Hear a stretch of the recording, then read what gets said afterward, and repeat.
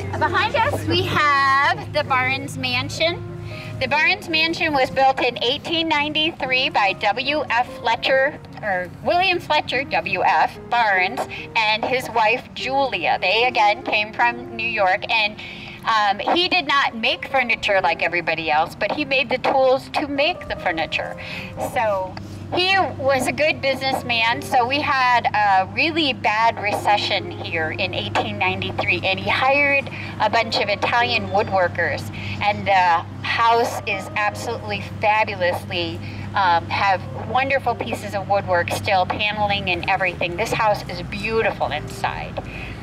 I got a call from, she was a new director here, and she had only been director for 2 weeks, and she said, I want you to come through and tell me if you're picking anything up. And I'm like, sure, I'll do that. So I did, and I looked at every nook and cranny. There were places in the basement she hadn't even opened yet, and I was crawling in there with cobwebs, and she's like, that's gross.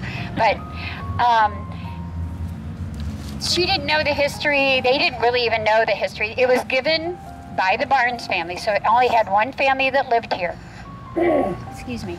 And it was given by their daughter Amy in 1942. She gave it to the Rockford Park District at that time. So the Barnes had this company. He had, his oldest son was Joseph, and he was scheduled to take over the company, and unfortunately he died of strange circumstances in 1905, and he came here. He was married and had a little boy in a house not too far from here, but they brought him here to nurse him back to health. His mother and sister tried to do that. He died in 1905, and it just kind of took the wind out of W.F. sales. He really mourned his son, and after that he just kind of sold his interest in the business, and he had another son that was W.F. Jr. He wasn't really interested in the business at all. He was very interested in the new progress of automobiles. So him and W.F.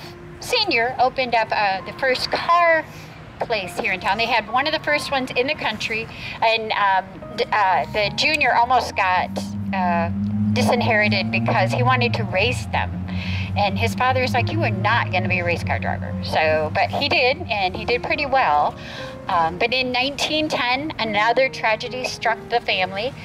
Joseph's only son, who was also called W.F., because again, my history is, horrible to try to get all these names straight, but they called him Fletcher. He was about 6 years old.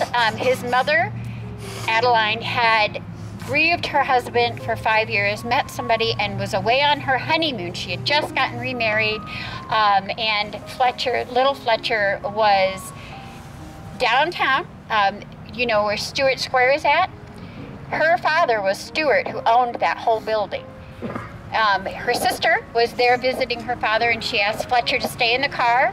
He didn't stay in the car. He jumped out of the car, and his uncle, who was upstairs in the upper part of the building, looked down and was horrified to see a car coming down, bearing down on him. He was struck and killed right there on Main Street by a car, which W.F. felt terrible because he was one of the reasons we had cars here. So he was devastated by the death of his grandson.